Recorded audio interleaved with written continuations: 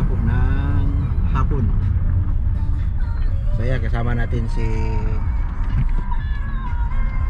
Boss Frederick. Boss! Boss. Boss, mo! Yung boss ko, pinag-drive ko muna. Boss, boss. So yan mga beros, galing po tayo sa ano no, galing tayo nag-take ng exam sa class 5 para sa ano to, light vehicle.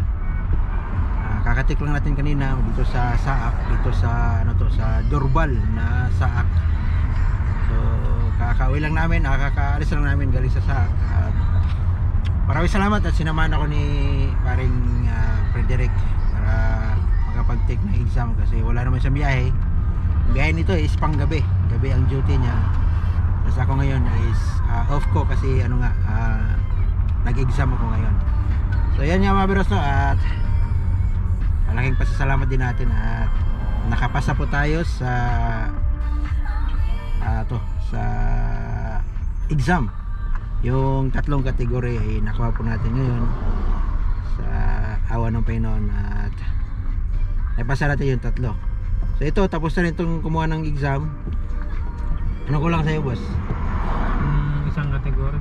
May isang kategory yan. May isang kategory pa siyang kukunin kasi bali tatlo yung kategory na dapat ipasa natin sa exam. Tatlong may 12 na ano, dalawang question at sa dalawang dalawang ano to, atigwalong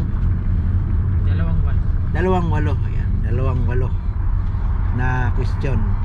So yung 12 dapat di tayo ma-wrong ng apat na wrong para hindi tayo mabagsak. Tapos yung walong question dapat di tayo magkamali ng tatlong mali para maipasa natin yung tigwa walong question. So yun nga ang natin ngayon mga bros. So susunod nito mag-appointment na naman tayo ng para sa driving, pero ang gagawa po nun is ano na, yung taga-opisina kasi marami pa pong nauna sa amin. Sila ang gagawa ng appointment namin para sa driving na naman. Kasi ano yan sunod-sunod lahat ng mga driver dito. Ano yan, naka ano talaga yan, naka linya lahat. Walang mauli. So yung magagawa ng sariling appointment dapat ang taga-opisina ang gagawa. So yung oras pauwi pa tayo, pabalik tayo ng Alasin. So mag-thankful pala tayo no, papasalamat tayo kay ano, No problem. Torres, driver natin sa araw na ito, Portuguese driver. Tapos yung kotse na ginamit namin, maraming salamat kay Parento Sunny. Yan, pinahiram sa atin yung sasakyan. Gagasan lang natin to para hindi ma-empty. Kasi ito nang madali namin mahiraman ng sasakyan niya kasi siya lang may sasakyan. Si Nover meron niya pero may under repair. So yan, pabalik na tayo ng Lasin. So bukas posible babiyahe na tayo. Bike sa ano na tayo, babiyahe. Shoutout pala dyan sa mga kasama ko dyan na nakapag-take ng exam. Si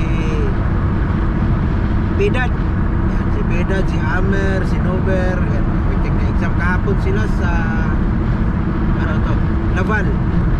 Yun nga mga brosol, nung nakarang araw nung Martes, yung appointment ko nung Martes dun sa Laval, kami tatlo ni Amer, ni Nover, doon kami sa Laval, pero na reschedule po kami kasi sobrang dami kumuha ng nag-take na exam nung araw na yun, kaya nireschedule po kami ng taga-Laval. Sila kinabukasan pero Laval pa rin ako itong ngayon Huwebes 25 yan, April 25. So ngayon ako na-appoint nagawa nila na appointment para sa araw ng exam na ito. Dorbal naman ang binigay sa akin, so okay lang yung Dorbal kasi malapit lang dito sa Alasin. Sa pinagtira namin is ano lang 14 kilometers lang, malapit lang dito sa Alasin, kaya okay na rin yun, malapit sa masyadong busy. Doon sa Laval medyo maraming tao doon, kumukuha din. Ito kumuha si Paring Torres ano to, sa Lunggil siya kumuha at siya lang mag-isa. Si Paring Pedad Dorbal din kumuha yun Sane, sa ano yung kumuha yun? Sa Longgil yung kumuha yun. Siya lang din mag-isa na pupunta na appointment niya. So yan na, hintay natin sa sunod na appointment natin na gagawa tayo ng opisina. Kung kailan tayo gagawa ng appointment para sa driving na naman natin. So after nang makapasa na tayo ng class 5 o may license na tayo, schedule na naman para sa class 1. So bali dalawa ko kunin lisensya dito para sa light vehicle saka sa mga EV. Talagang step by step dito. Ito talaga yung dito patakaran nila sa mga pagkukuha ng lisensya. So unlike sa Saudi Arabia, isa lang lisensya po natin doon pag drive tayo ng truck, pwede na makapag-drive ng kotse. So dito talagang kotse, after that one take na naman para sa class 1. So class 5 yung kotse, class 1 yung sa mga EV. Tama ba boss? Tama? Tama. Matik na yun, 70 lang pala dito. Ha? Tanda ng takbo. Ato na nga to 70 lang maximum mo. Nata mo isang daan Wala isang daan pa rin. Pagka nag-text, alam na. Uy, si paring Dilmer para. Paring Dilmer, congrats para kay paring Dilmer Dalisay. Yan. Na taga Batangas, di ba? Kapatid ni Brad Rodel Dalisay. Wala si Brad Rodel. Wala kami ngayon dito. Ito na. Shoutout kay Boss Rodel. Rodel Dalisay. Yan, yung magkapatid si Dalisay na Dilmer. Ito, katrabaho to ni Rodel dati sa Batangas, no? Yan, katrabaho to sa Pier, di ba? Pier ang biyahe nito sa Batangas, Manila. Batangas, Manila, Batangas to Laguna. Batangas, Manila, Batangas, Laguna. So yun ang biyahe nila dati. Katrabaho to ni Rodel mula nung nag-exit si Rodel sa Saudi Arabia. Nag-exit siya, nag-resign siya sa sa Almaray. So si Rodel nag-Astra din yun dati, Astra Farm yung trabaho ko dati. Papasok pre. Bahay pa lang, dapat pinaano natin, nagbigyan. Yung pinagbigyan yung Mustang dun Yan, dating Astra yung si Rodel Dalisay, no? Si paring Rodel. Tapos nag-transfer ng Almaray. Tapos Almaray, nag-resign siya doon. Tapos nag-Canada. So before noon, umuwi ng Pilipinas. Nag-sideline siya doon. Kaya nakatrabaho ito sa biyahe ng container sa pier. Kaya nagkakilala na dito lahat. Tapos yun nga yung nagiging link namin. Si paring Rodel, si Boss Rodel, para makapunta dito sa Canada. Siyang namin dito, siyang lookout dito. Ang source. Siyang source. So yan, maraming salamat kay paring Rodel, no, sa yan, pag-guide din dito paano ang galawan, paano mga gagawin. Ayan, step by step din yung mga tinuturo niya sa atin para makapag-processing tayo. So maraming salamat sa lahat ng mga tumutulong dyan. Ayan, yung mga katrabaho natin dyan sa Astra Farm. Yan, shoutout ko pala yung mga taga Astra Farm dyan sa Tabuk, Saudi Arabia. Maraming salamat po sa inyong lahat dyan, sa kaibigan natin dyan, yung mga nandyan pa, si nandyan ngayon, si Eric, si Jerry. Si Eugene, si Edmar, si Camario, sino pa doon, si Kiaglin, marami pa yung mga taga-transport, taga-maintenance, taga-Astra 1, taga-Astra 2. Shoutout po sa inyong lahat dyan. Maraming salamat po sa mga taga-Astra 1 na nasa opisina, si Boss Lucas, si Boss Milky, si paring Larry. Maraming salamat mga parikoy sa inyong tulong dyan. Napakalaking tulong po sa inyo sa amin. Mahirap din pag walang wala tayong malapitan din dyan minsan, kasi alam nyo yung biyahe natin dyan, madalian, tapos hirap kumuha ng oras talaga. At saka dito sa mga taga Intermark sa La Prairie, shoutout po sa lahat dyan. Mga taga Friends, siyempre mga taga Friends, mga sadik dyan, maraming mga sadik tayo dyan, mga habibi. Ayan, mostly sa mga taga Friends, karamihan galing ng Almaray. So So Almaray, may taga Almaray, taga Panda, taga Nakil. Isa na rin yan, mga taga Astra. Sino pa yun? Hindi ko lang masyadong alam yung saan nanggaling yung iba. Kung anong mga company sila dati. So yan. Shout out po sa lahat ng taga Friends, taga HR dyan. Yung mga dispatcher natin. Shout out mga dispatcher natin dyan. Boss Iman, Boss Brandon. Was Iman. Boss Brandon. Butas yun eh. Si Leobert, si Boss Julius, si Boss Arnel, di ba? Arnel JR. Ano man lang? JR. JR pala yun? Sorry, JR pala yun. Siya naka-duty ng gabi? Araw? Umaga. Umaga. Yan. Lahat ng taga-opisina, taga-friends. At maraming salamat sa inyong mga... Shoutout mo din si ano? Sino? Si Boss. Si Boss Claude, yung boss namin dito sa Friends, yung may-ari ng kumpanya. Yan, maraming salamat sa napakabait naming boss. Tulungin sa mga tauhan niya dito sa malaga siya sa mga tao niya dito sa Friends. So, maraming salamat. Yan na siguro muna sa araw na ito. At pauwi na tayo. Malapit na tayo sa sa bahay. Magkakarga pa pala tayo. Magkano karga natin yan? Wala na yatang laban yan eh. Wala na yatang laman. Ikaw, pwede mo nang karga ng 100. Mashallah! Ilagay mo sa galon yung iba? Kaya nalagay din yan. Ikaw, bahala. Hindi, magkano nga? Baka mapulutang yun eh. Oo nga, bahala. Hindi, magkano kinakarga mo dyan? Magkano kinakarga mo dyan? Kahit na 20, pwede. 20? Hindi.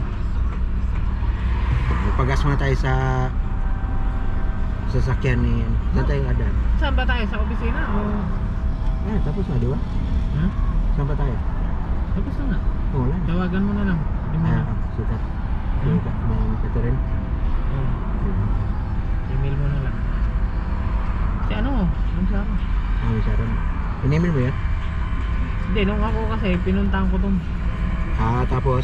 Kasi ano ako kailangan ko magpa-appointment ulit ng ano.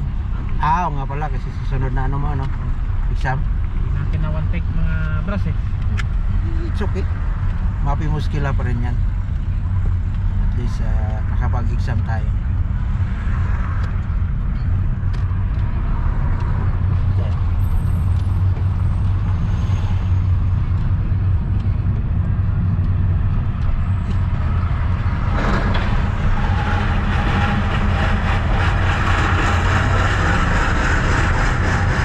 Email class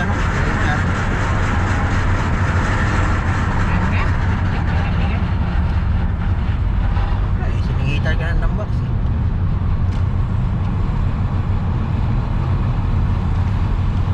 Si Pidad, ilang buwan siya bago exam? Para sa ilang araw yun bago siya nakapag-take ng driving. Hindi, kailangan kasi nun. Sinabihan lang dun.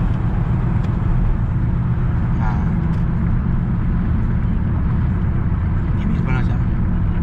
Si Sharon po. Ay, shoutout mo na dyan sa mga taga bago natin tapusin sa araw na ito. Wala na? Okay na. Mga taga Batanggini, Batangginyo. Ay, shoutout sa pamilya ni Paren Torres dyan. May asawa to Mabait to, mabait. Ilan anak mo, boss? Ilan anak mo? Wala akong anak. Uy, Kala mo ka... ang asawa ko may anak. Yun pala, yun ang klaro. Pero ikaw ang papa. Oo. Yun dapat ang tayo. Isa. May isang asawa, may isang anak. Walang kabit. Walang kapit na. Malinisin na. Nanigurado. Inunahan mo na ako Kaya baka unahan mo ako Ikaw na. Kaya bros, maraming salamat sa inyo lahat dyan. At ingat po kayo.